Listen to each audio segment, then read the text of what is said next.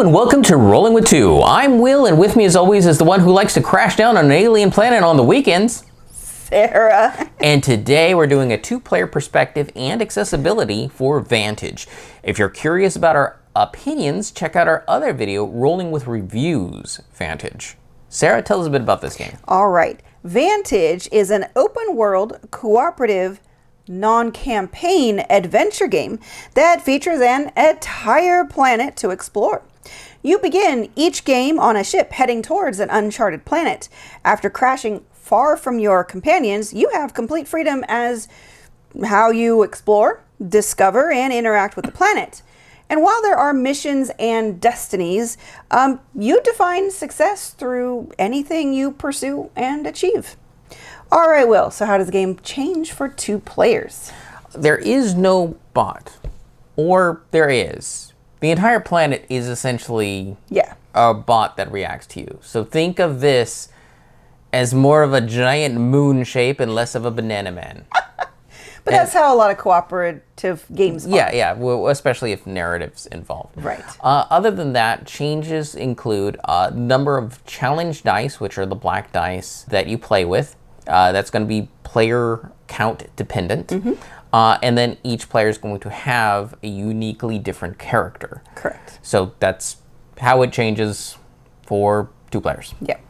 Now, this is normally where we tell you about what's good and bad about the two-player experience, except due to some of the restrictions of the game, we did not play this two-player. We played it solo together. Yes. So the restriction she's talking about is when you have a location card, only that player can look at it. You can share as much information you want on that. Verbally, but you can't show anyone else what you're seeing. Hence why it's your personal vantage. Right. And with Will's severe vision issues, and we do not yet have the technology that would enable him to be able to look at that completely and get all the information. Yeah. Because a lot of the information can actually be hidden in the picture. I mean, your essential information is not. You get the 6 actions that you can do. But yeah, hints and clues. Right. As to, whoa, well, there's a symbol on that cliffside, or there is someone that looks like off in the distance over there. Right, exactly. Or there's stairs in the mountains. Yeah. So we can't really say too much about how the two-player experience is. We theorize it's just fine because it was good at solo, and the way this game works, I think it's going to be good at any player count. Yeah, the biggest thing that we saw mechanically was that each player has spots where they can help other people, even though they're not in the same spot. You can help negate some of those black dice, because that's essentially what this game is you want to do something, you have black dice, you have to roll them, but you don't want to roll them. You want to get rid of as many as you can before you have to roll, because the black dice are going to attack one of your 3 meters, and when that meter's down is essentially when the game ends. That's the only real benefit of playing one versus 6 players. Players can also help share tokens, because that does not require. So that is one of the things, playing solo, we only had a limited number of tokens. But what do tokens do? They get rid of black dice. Right. So it's still about helping each other, but again, you're limited by what you have anyways, so yeah. Yeah. All right, let's move on to accessibility. So the rules are good, it's just to not spoil a lot of things. They kept things very generic, very basic, but as you play the game, rules are added through the cards, but they feel like abbreviated rules, like they just didn't have enough space to really dive in, so there were nuances and confusion, or we experienced. Yeah, anytime something special occurred, it would basically be kind of like a mini game, and all the rules had to fit on a card, and they just didn't have the room to do it. So even still, when we ran across that issue, Stonemaier is good at putting out videos and extra content. And FAQs. FAQs that we could look it up. It's just when we looked up this one particular one, they just covered over the simple rules and not the thing that we had all the questions about. So this is one where if you do have rules questions, I would highly recommend first checking out their website because they do FAQs and thorough documents and videos, but also check Board Game Geek to see what people are talking about. Just be careful going through the forums because not everybody knows how to use spoiler tags. So you might get the answer to the question you're looking for, but you might find other information that you didn't want to know yet. So it's just tread carefully. One thing we did find that with Stonemaier, if you wanted to search something that exists in the game that you had a big question on, search for the card number. Yeah. They like to reference that because that gives very specific information. Right. Because unless you know exactly what that card is, searching for that number isn't going to give you information unless you already know. Yes. Kind of thing. All right. This game is going to require a lot of reading and a lot of flipping through books. There are 10 books, including the rules, and you will constantly be shuffling through a stack, trying to find the right book and then trying to go to the right page. And so the good news about higher player counts is you can probably try spreading that out a bit more, but it's still a lot to handle. And I think at the lower player counts, that just means more burden for each player. Right. So, yeah. So there are 6 actions in the game, and they have just like main names like look or move. Engage. But so it's look, engage, move, overcome, take, and help. Right. Yes. Okay. I was just like, I felt like one of them was missing. No, they're all there. The problem is on the cards, they give all of them thematic subnames, which just can be confusing when you're talking to someone else, because when you're looking at it, you see the icon, the color, and then the thematic name. So if you're just trying to match color to color or icon to icon, you know what it's part of. But when you're trying to verbalize that with someone else, it feels a little weird saying, well, I'm going to do a look, because that's the main action, and then whatever the sub, like search or something. Yeah. Most of them make sense. Yeah, like balance would go to move. Right. Duel or fight would go to overpower. It's not overcome, overpower. That's right. That's why it threw me off, because Yeah. I was like, no, it's overpower. Yeah. So that can just get a little confusing if you're trying to talk to other people around the table, because you've got the card in front of you. So if you say, I want to search, and everyone else around the table, maybe they don't quite realize yet that it belongs under look, they're going to get confused, like, what's a search action? That is not one of the main 6 actions. So like I said, I ended up having for us to say the main action name and then doing like, I look to search. I'm sorry, I'm stuck on that one. I can't come up with another. Engage to learn or study. So I tried to make a thematic sentence out of it so that it used the main name and then the sub name so that everyone, well, for us anyways, at the table could understand what's going on. Yeah. It's one of those things where it can produce a lot of problems if you're just looking at what the card says and not referencing the larger name. Right, especially for me, even though we've played this 3 times now, I just cannot get the icons to match the names because they're just shapes. Yeah, so it's actually really confusing when she's trying to be helpful, because she'll match up the sub name like search or balance or duel with the color. Yeah, I try not to, but then it's like I can't remember what it's called. And I'm like, what's red? Duel? Oh, it's overpower, right? And she goes, I guess. And then she looks at the side of the box. Yeah. Oh, yeah. That's a good thing. Look at the side of the box. 2 of the sides have the action name and the symbol, and the other 2 sides have your what's on the side of the black dice, all the good and bad things that's not good, but it's the side of the box is very helpful since you do use that at the table. But going on in a little more detail, move and depart are very similar icons and very similar like books, color. They're both shades of blue. Now the reason why is because both of them are under the move category. However, each of them are represented in a different book. Right.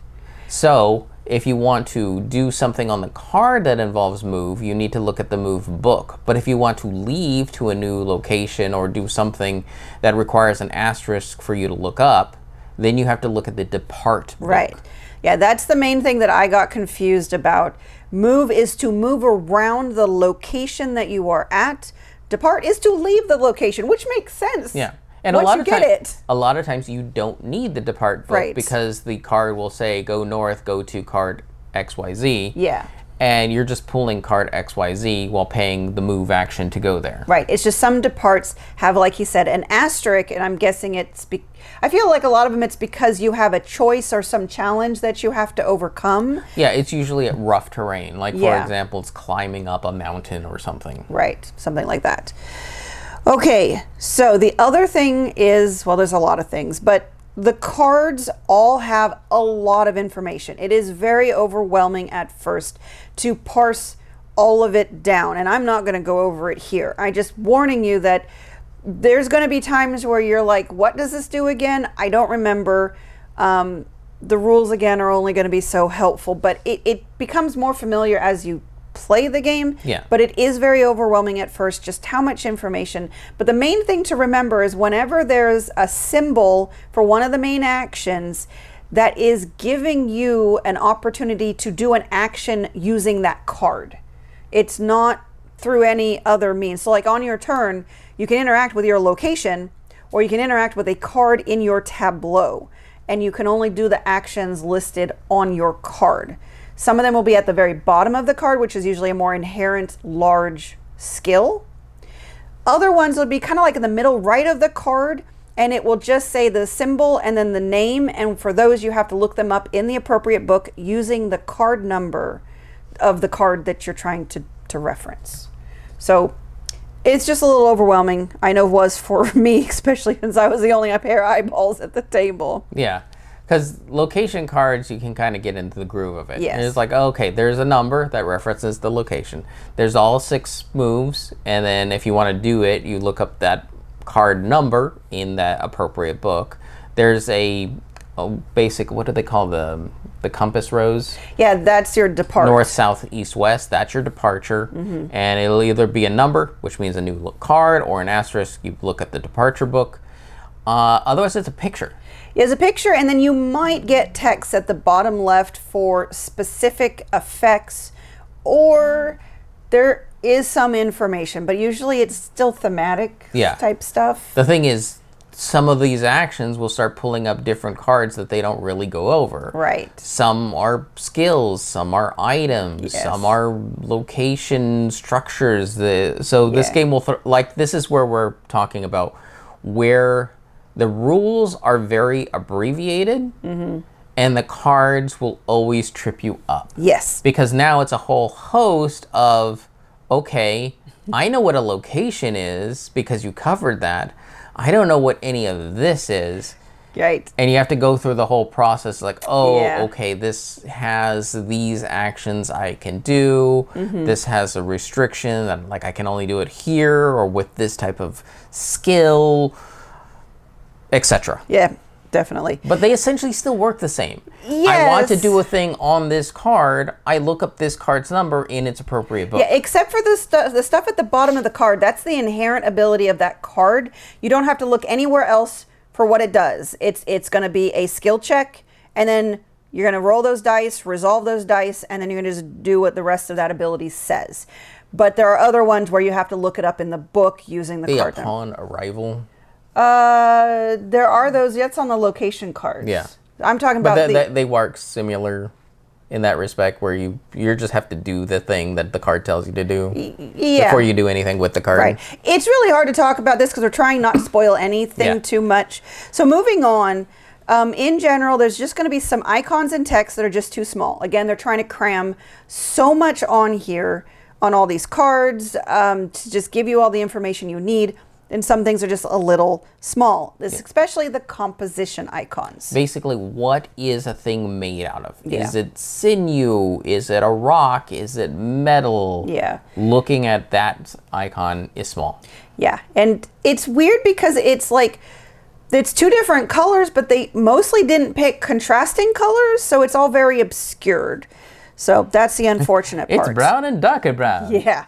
And like we said, the location cards are meant to be kept hidden. So anybody with severe vision issues is going to have a challenge playing on their own. Hopefully they can get a non-player, like someone not playing the game, to be their eyes for them. But otherwise you could do like we did, which is we played it solo because it's pretty much very similar feeling. Yeah. In fact, one of the things that we thought about is by us playing it solo, allowed us to get even more legs out of this game because we don't have two people traipsing around the map. True. We explored a lot. Yeah, we explored a lot less at solo, so we have a lot more of the game to explore, so we have more to play in the future. Yes. Okay, so the rules recommend that one player be in charge of the box because all the cards they stay in the box. It's very overwhelming for whoever's in charge of the box. So I recommend that it gets put between two players who split the responsibility. Like if you're playing a 4-player game, one person takes care of it when it's two people's turns that's not their own, and then same for the other. It's just when it's not your turn, it's really helpful to not be in charge of the box. That was one of the challenges I really had since I was the only set of eyes here that could manage things. Yeah. Okay, the good news is I think that's really the majority of the challenges that we faced. So good thing.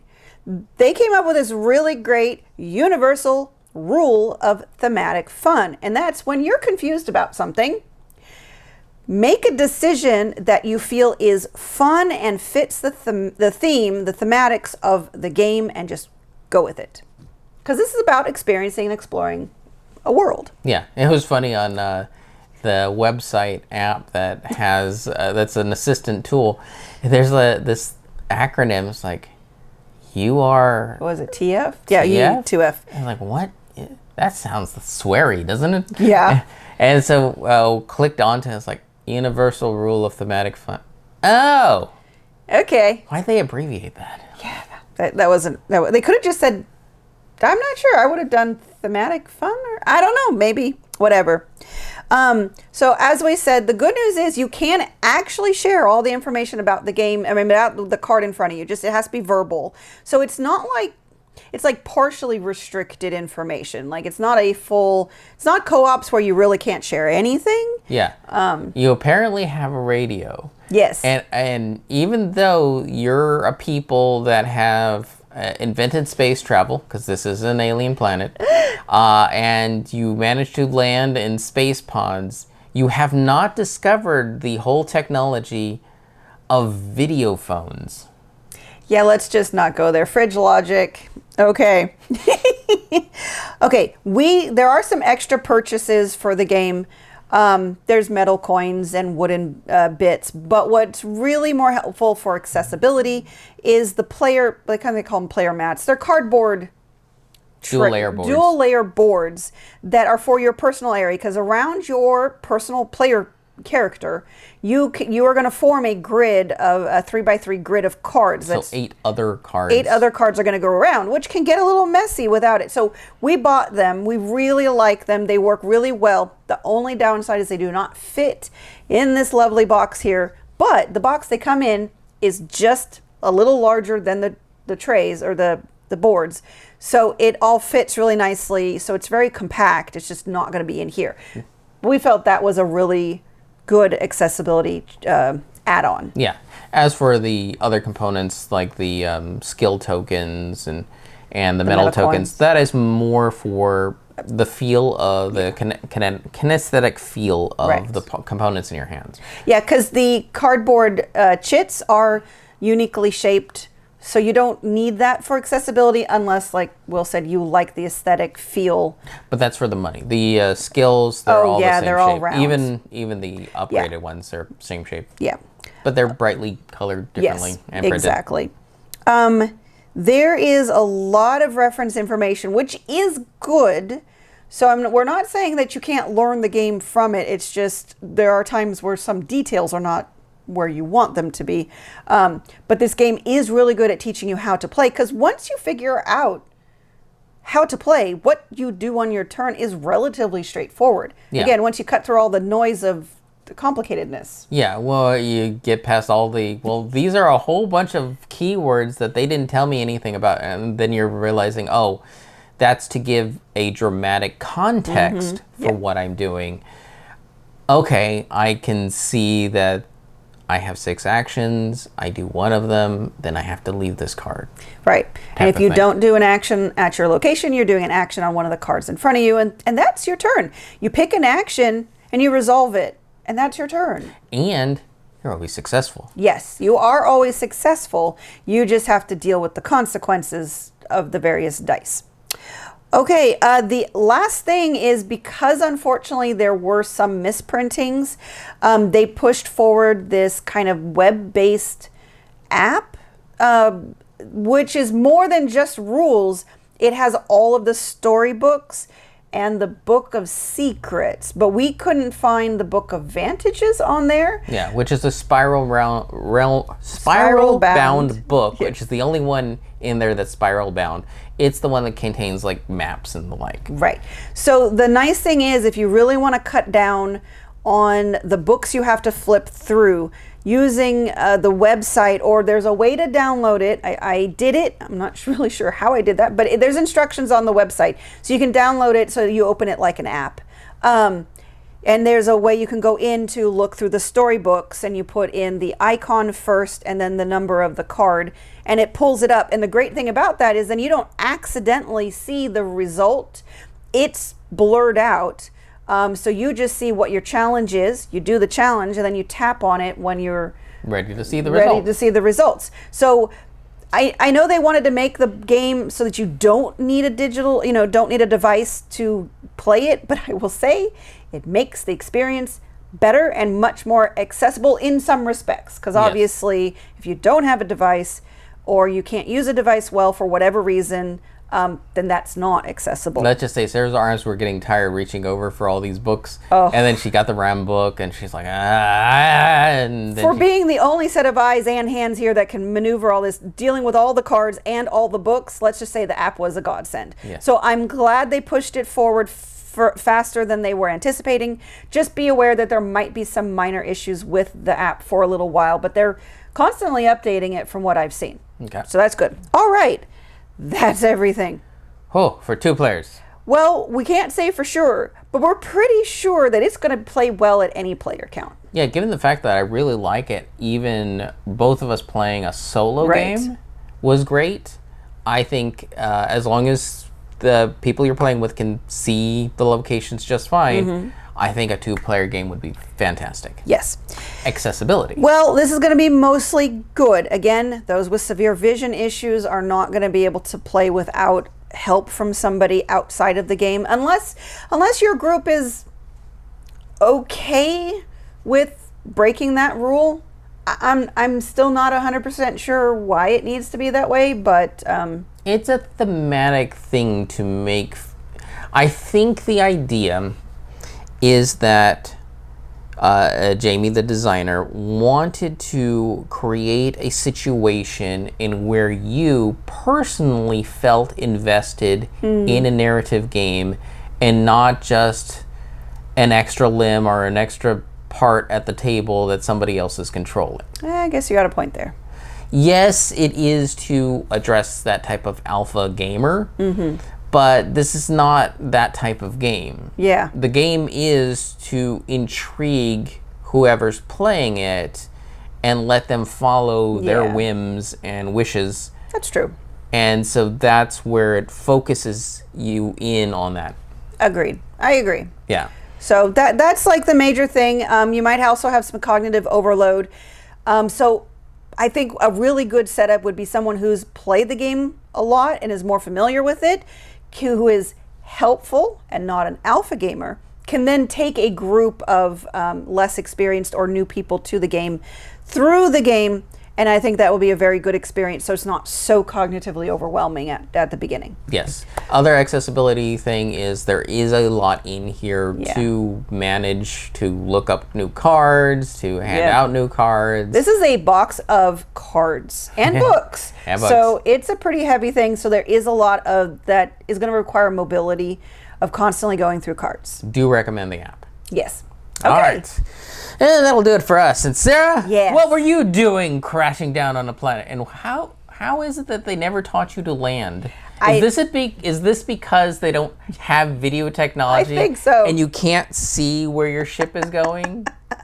I think so. It's 100%. There's no windows. You can't look outside, and all the instruments are just audio. There you go.